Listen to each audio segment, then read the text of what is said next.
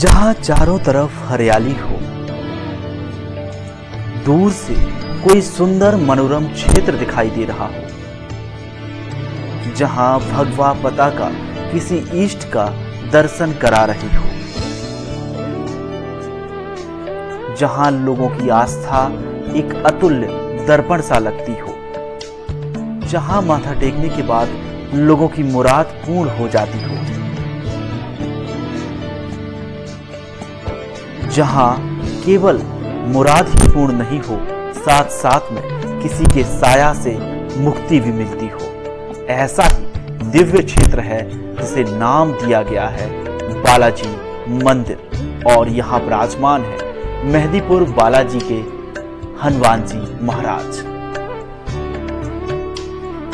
बालाजी मंदिर मेहंदीपुर दरबार है। मेहंदीपुर में बालाजी महाराज हैं, तो उनके आदेश अनुसार तो गोपाल दास जी ने यहाँ 2000 में ये मंदिर की शुरुआत की, 2000 में यहाँ नींव डाला। तो आप कुछ बता रहे थे कि उनके जीवन में क्या घटित हुआ मेहंदीपुर में? तो यहाँ जो मेहंदीपुर में जो आदमी जाते हैं, ऊपरी बाधाएं या कोई परेशानी तो मेहंदीपुर जाते थे आदमी, तो बालाजी महाराज की प्रेरणा हुई। तो बालाजी महाराज ने कहा कि हम वहीं चलें। आदेश मिला तो आदेश अनुसार बालाजी महाराज यहाँ विराजमान हुई। तो कोई परेशानी नहीं दूर करते हैं बालाजी महाराज। हनुमान जी का रूप है, बाल रूप में, छोटे रूप में है। वो अपनी जो भी परेशानी, आर्थिक परेशानी है, मानसिक परेशानी है, वो दूर करते हैं। तो यहाँ क्या है कि जो ऊपरी बाधाओं वाले हैं या आर्थिक परेशानी वाले हैं, तो वो बाबा से आने की प्रार्थना करते हैं, तो बाबा मनोकामना।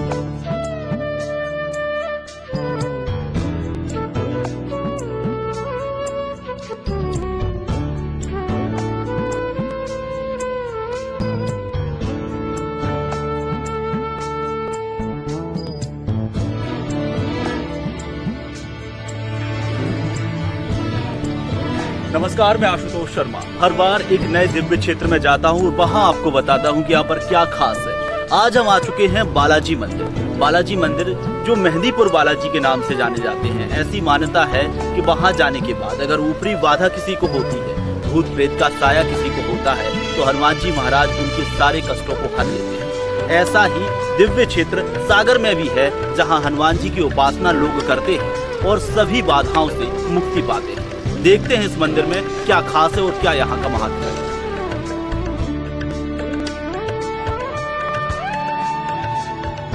वैसे तो ईश्वर के कई रूप होते हैं और लोग ईश्वर के अनेक रूपों के दर्शन करके उनसे अपनी मनोकामना मांगते हैं, लेकिन बालाजी मंदिर में लोग मनोकामना के साथ साथ ऐसी भी चीजों से मुक्ति पा जाते हैं जो न्यायोचित नहीं होती और उनके जीवन में आ जाती है।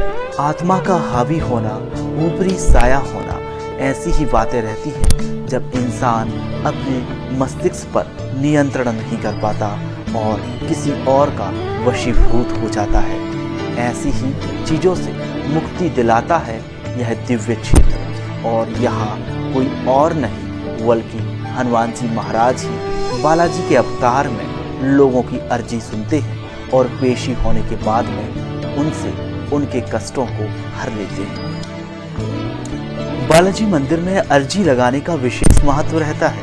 यहाँ अगर कोई भक्त भक्तिभाव के साथ भगवान के सामने अर्जी लगाता है तो भगवान उसकी पेशियां करते हैं और फिर उसके कष्टों को हर लेते हैं।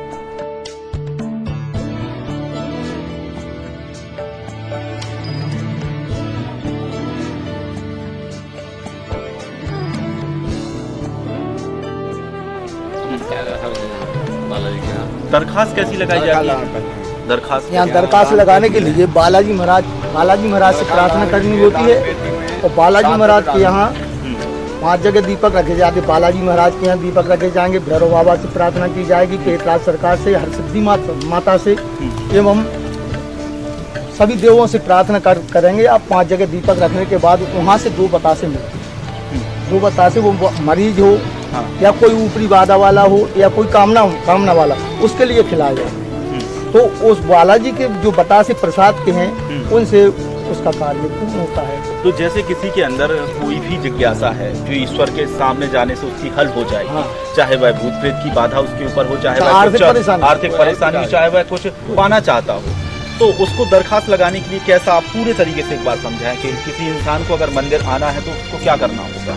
दान पेटी में पैसे डाल के 7 रुपये, हाँ, खर्च करने में 10 रुपये डाल सकते हैं। 7 रुपए का रहता है, लेकिन 7 रुपये डालना पड़ता है जी। हाथ पर कमल है। खरीद के ना वो गोला बना है मंदिर का, हमारे यहाँ विराजमान है, पूरा गोला है, उसका 7 पैसे में करना पड़ता है। 7 रुपए दान पत्र में डालो, उसके बाद मंदिर की जो परिक्रमा स्थल है उसके 7 परिक्रमा करने हैं। 7 करना पड़ता है।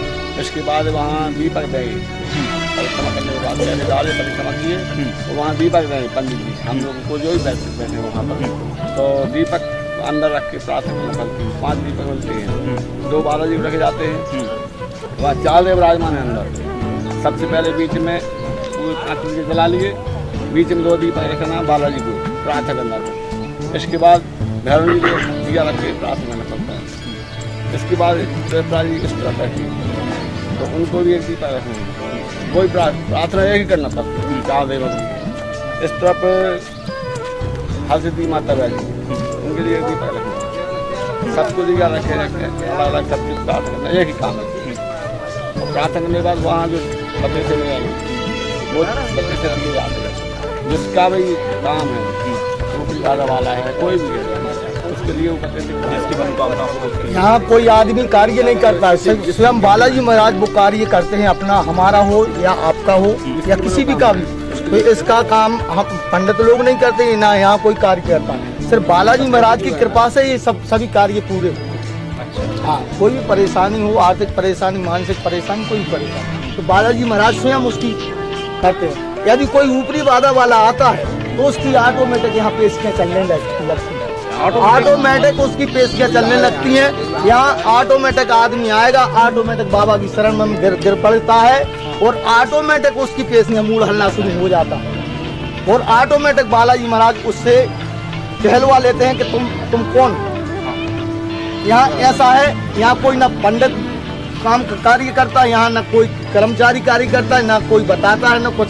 जीना चढ़ता आएगा, जीना चढ़ते ही वो बाबा की बालाजी महाराज की शरण में पहुंच जाता है और बालाजी महाराज उसके लिए जिस प्रकार भी उसको डांट डपट के पूछते हैं वहाँ उसकी पेशी चलने लगती है और लौटने पीटने लगता है और ऑटोमेटिक उसको बाबा स्वतंत्र कर देते, अच्छा हो जाता है और अपने घर चला जाता है। मतलब ऐसा भी आपके सामने कई बार ऐसा हुआ होगा, आप लोग तो मंदिर में रहते हैं, यहाँ 90% आदमी जो आशा लेके आते हैं तो 90% आदमी तो अच्छे ही होके जाते हैं। हम लोग सामने दे रहे हैं। 10% आदमी जिनको आस्था नहीं है तब कम विश्वास लेके आएंगे, वो भलाई अच्छी ना हो, लेकिन 90% आदमी यहाँ अच्छा ही होके जाएगा, चाहे उसका सिर दर्द हो, चाहे उसको कैंसर हो गया हो, चाहे कुछ भी हो गया हो। तो बाबा बालाजी महाराज, हनुमान जी महाराज हैं जो कलयुग के अवतारी है, वो पूरे रूप से उनको अच्छा कर देते हैं। यहाँ की केवल बालाजी महाराज की जल भभूति ही काम करती है। जल भभूति क्या? यहाँ जल भभूति बालाजी महाराज की जो अपन भोग लगाने के बाद भभूति बचती है, वो भभूति उठा के देते हैं पंडित लोग। तो यहाँ के बालाजी महाराज के जो गंगा जल से स्नान होते हैं, वो गंगा जल का स्नान, वो उसका जल वो पिलाने से आंतरिक यदि कैंसर भी हो गया तो वो कैंसर भी साफ हो जाता है, कैंसर की भी ठीक हो जाता है। बालाजी महाराज, हनुमान जी महाराज जो कलयुग के देवता है, उन्हीं के द्वारा ये सब कार्य होता है। यहाँ ना कोई पंडित करता है, यहाँ ना कोई ट्रस्टी करता है, यहाँ ना कोई कर्मचारी करता है, बालाजी महाराज की कृपा से ये सभी कार्य।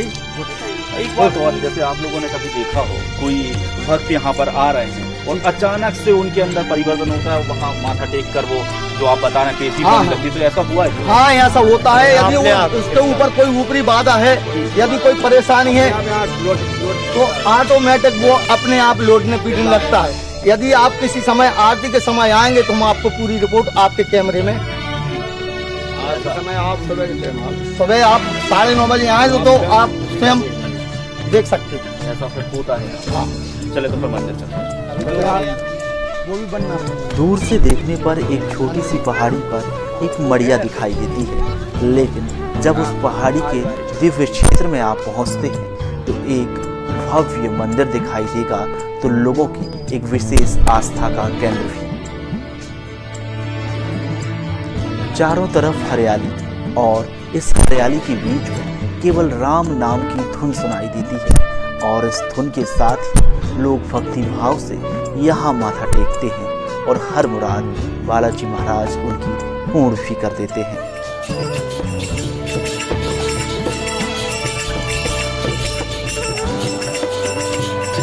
यहाँ पर मंदिर भव्य रूप लिया हुआ मंदिर, तो क्या बदलाव यहाँ तो पहाड़ी थी, पत्थर और पेड़ वगैरह खड़े थे।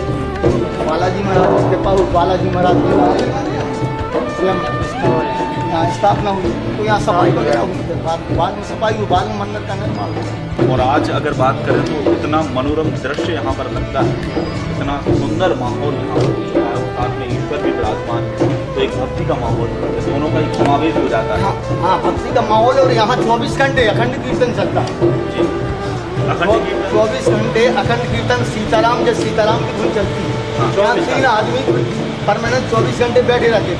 8 घंटे के बाद 3 आदमियों की ड्यूटी है। अखंड जो कभी बंद नहीं होता, जो 2000 से ही चल रहा है। वहाँ से रहेंगे तो 2000 से ही चल रहा है अखंड कीर्तन, 2000 से। आप बता रहे 2000 से, तो बस 2000 से लगातार रेगुलर चल रहा है।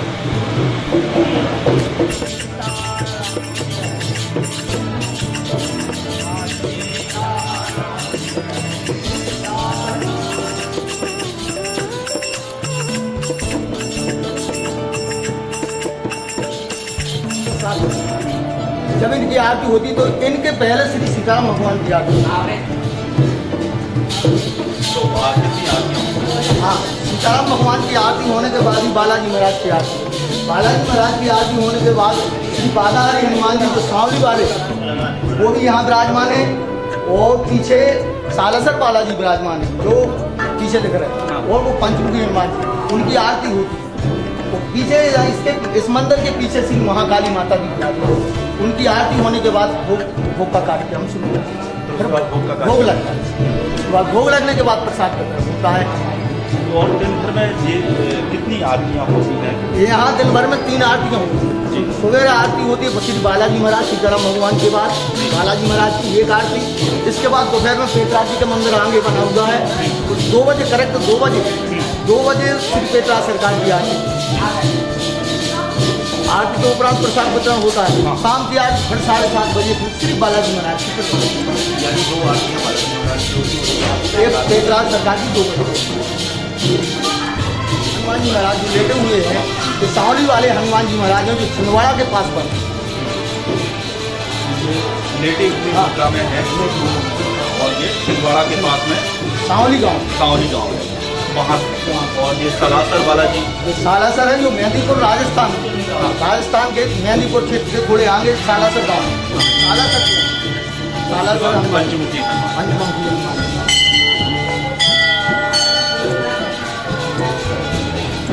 और ये महाकाली माँ है कलकत्ता वाली।